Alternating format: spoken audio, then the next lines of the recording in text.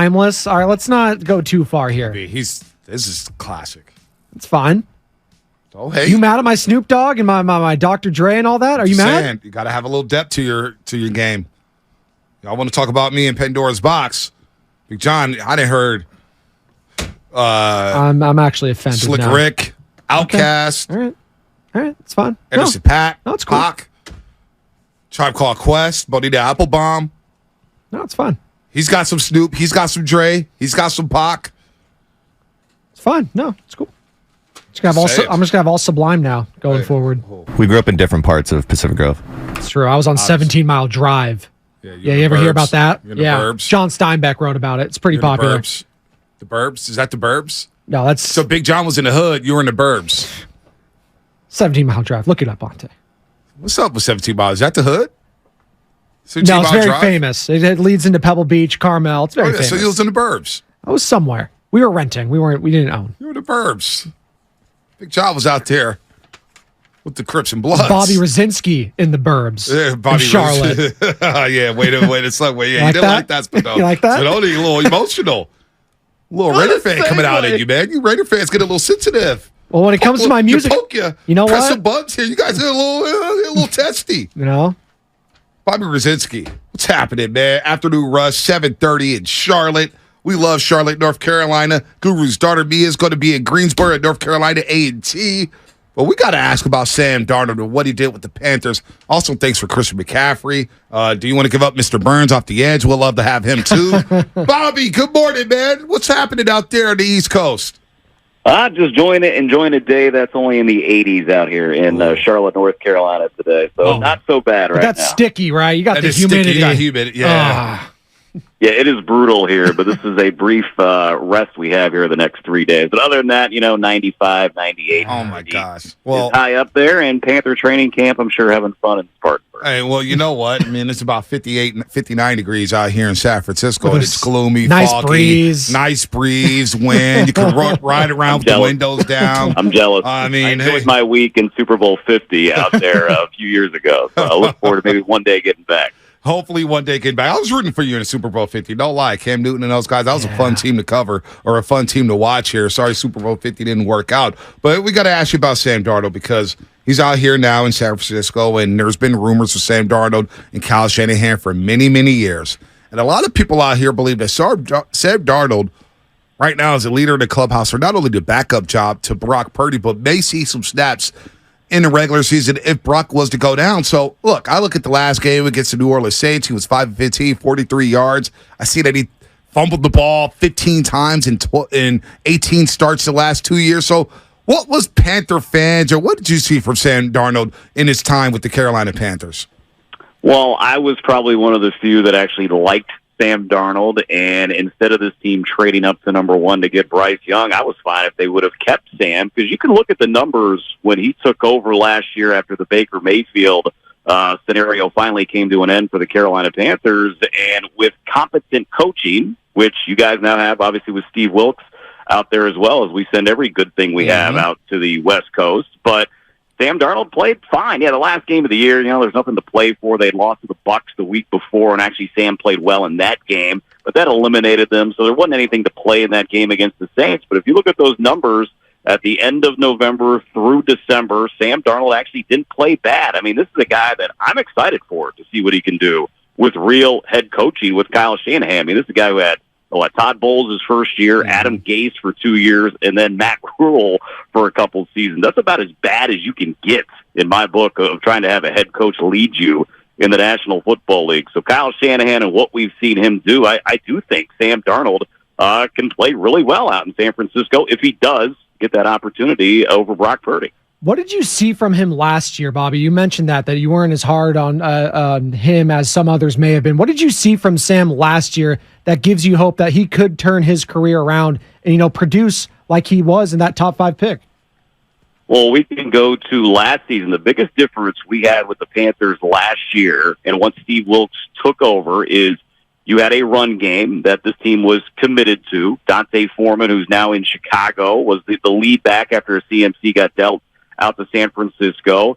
And another thing that this team had, and they have not had for 10 years until last year, was they actually had a left tackle.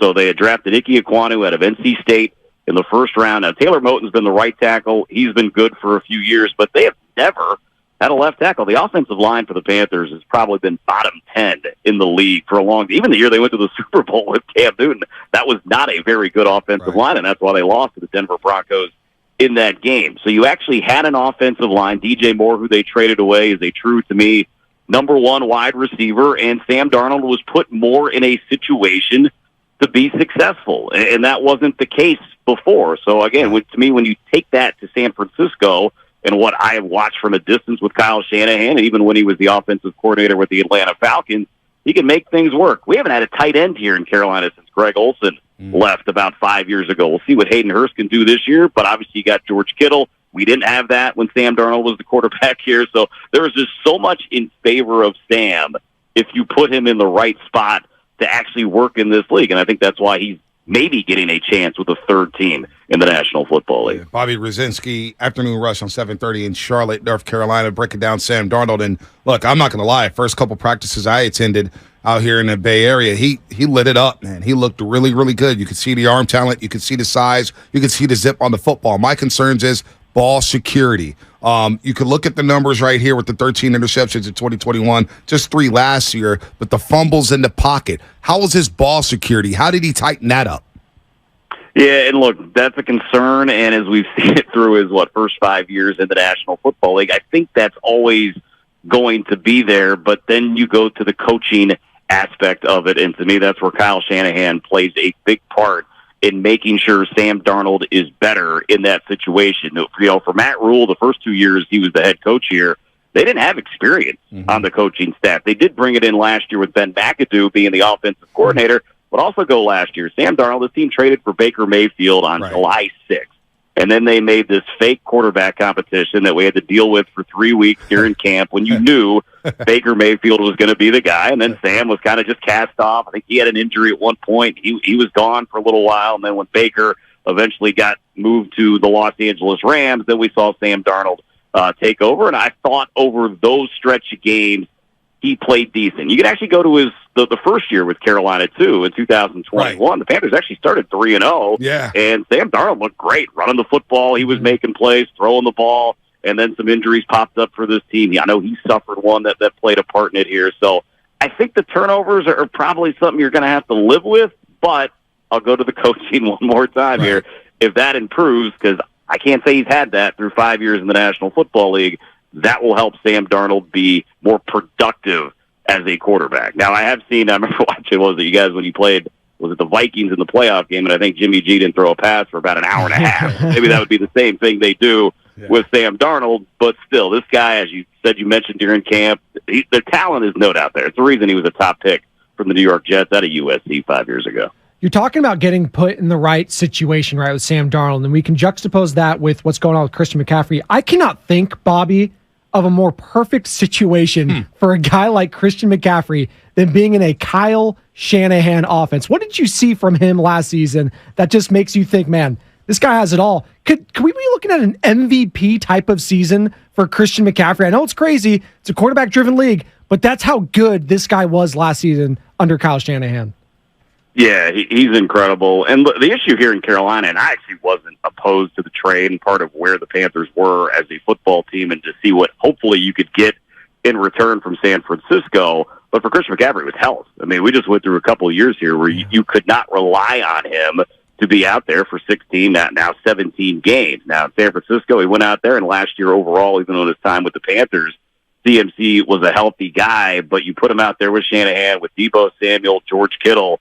It's scary. I mean, we sit out here, we talk about San Francisco. It's just quarterback play. With Brock Purdy last year stepping in and not losing a football game, it's amazing to me of what Kyle Shanahan can do on the offensive side of the ball. So that's scary to me. If you're a defense and you're looking at CMC and what he can provide for this team through a full season. I mean, I know in the NFC Championship game, he kind of had the one, I think, touchdown when he ran it in, basically playing quarterback for the 49ers in this game. So he can be dynamic. There is no doubt about that. Not a lot of running backs, to me, are worth the money, and that's why we're seeing that change in the National Football League. But CMC is one that is worth that because he can do so much, whether it's catching, running, or, heck, running the Wildcat if you need him to. You know, Bobby, it was not to toot our own horns here on the morning roast, but the week the Niners were playing Carolina, a lot of rumors, Jimmy Garoppolo, would they trade for Sam Darnold or Baker Mayfield? And I was thinking, well, can they get Christian McCaffrey away from Carolina? Because I still believe, even though the running back position, they're not getting paid as much, having a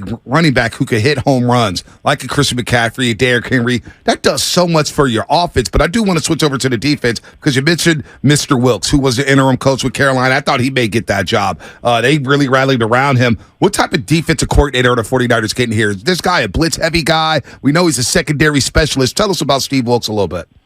Yeah, he's an aggressive guy, and to me, it's funny, as we've talked this whole conversation, I'm just sitting here thinking about how jealous I am of the talent that is in San Francisco compared to Carolina, and that's what you look here defensively of what he's going to be able to work with. So we actually didn't see him be the defensive coordinator all that much for Carolina. His first go-around here before he got the head coaching job out in Arizona, I remember Sean McDermott was the defensive coordinator for the most part, and I think Wilkes had a year or two, and then he got that head coaching job, and he came back, and it was mainly as the secondary guy where Matt Rule got let go. He got to be the guy. Al Holcomb came in and kind of was the defensive coordinator, but it's about being aggressive. It's what he wants to be as a defensive coordinator, and it comes down to who do you have to be able to do that? And last year for the Panthers, you have Brian Burns, who is a really good pass rusher, and we'll see what his contract ends up being here if the Panthers pay him before the start of the season, which I assume they would be.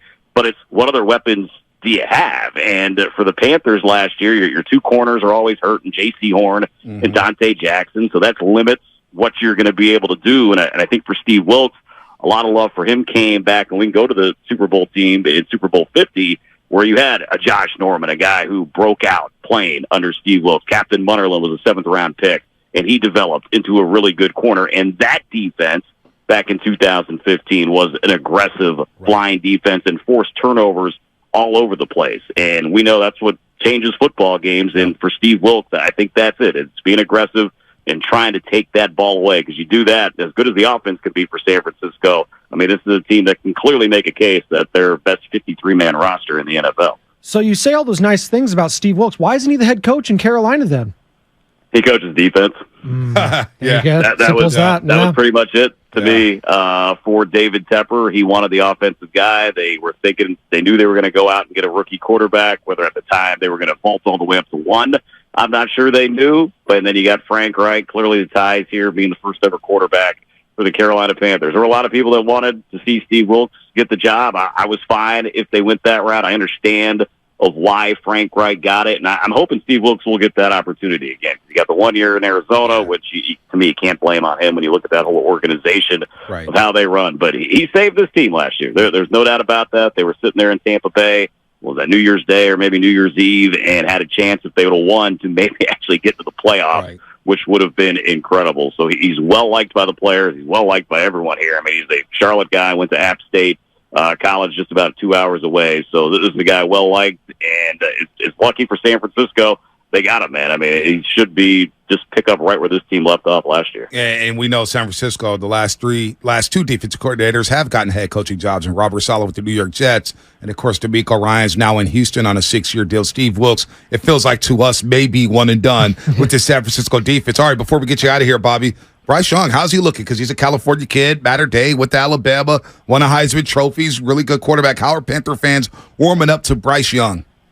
Oh, they love Bryce Young. Yeah, people here can't get enough of him so far. Even he's thrown an interception each of the last 4 practices they've had in camp, but you wouldn't know that that's actually occurred here. I think he's just an honest, young kid that seems humbled, and he's not, hey, I'm the number 1 draft pick, flashing all this stuff around. He's there to work, one of the first ones in, of course, all that blah, blah that you hear.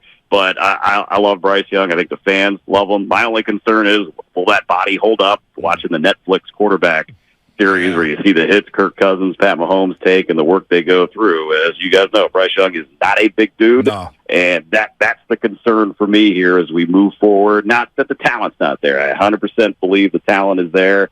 Interceptions, I'm sure they'll happen through the first 2 years. You look at Peyton Manning and all the great quarterbacks. Everyone struggles when they start in the National Football League. But will the body hold up? To me, that's the lone question for Bryce Young, and only time will tell with that, whether that's October, November, whether that's 2024. We'll just have to wait to see of how it goes for Bryce. Yeah, we have that same concern for Brock Purdy. Before we get you out of here, the prospects of the Panthers in that NFC South. Hey, look, I look at a division in turnover. Desmond Ritter's now taking over for Atlanta. You got Derek Carr, new guy in New Orleans. They do have a solid defense. And you look at that division. Tampa Bay, of course, moving on from Tom Brady. They seems like they're going through a transitional period. Looks like this division is going to be a dogfight. It's anybody's to win. 100% it is. I would put the Saints as the favorite. You do bring in Derek Carr. I know Alvin Kamara was supposed to meet with Goodell today. I'm not sure if there'll be a suspension at all for him. Michael Thomas, does he actually play football this year for the New Orleans Saints? I think that puts them in the driver's seat to be the team. Desmond Ridder might be the biggest wild card of it all. We know the Falcons, skill player-wise, is tremendous with Kyle Pitts, Drake London, Bijan Robinson being the top 10 pick that they added. You know, the Bucs, I still think the Bucs have good talent, but again, Baker Mayfield's their quarterback, which we saw here. Not sure how good that's going to be. So for the Panthers, we go the first two games down in Atlanta to play the Falcons week 1, and then the New Orleans Saints come here on Monday Night Football. If you can get off to a good start, I mean, the schedule is, the Panthers can navigate through that. They can be there. We're not talking 11, 12 wins, but hey, 9 wins. Could you win the NFC South this year? I think that's 100% a possibility for the Carolina Panthers. And Bobby, I hope the Panthers and Niners meet at some point this year in the playoffs, man. I know they're not on the regular season schedule. I just want you on for the accent, man. That North Carolina drawl, man, is legit. It's slight, but it's there. It's like, I love it. Yeah, man, I'm down for it. And if you guys can just give us Steph Curry back, that'd be great. I don't know if that's going to happen here, man. I don't, you know, did you enjoy the taking documentary? all our talent here in Charlotte. No, there is a lot of talent out there in North Carolina. Duke Blue Devils going through a transition. You guys got a lot going on out there. A lot of Warriors fans want LaMelo, though. They wanted him. James Wiseman's out of town. They wanted LaMelo. Yeah, so we appreciate you guys for screwing that up. No doubt about that. Hey, Bobby, take care, man. Good talking to you, man. Thanks for the insight on Darnold. Wilkes, of course. Appreciate it, guys. Have a good day. Yep, you too. Bobby Rosinski, Afternoon Rush on 7:30 in Charlotte, North Carolina. A lot of breakdown there. And he said,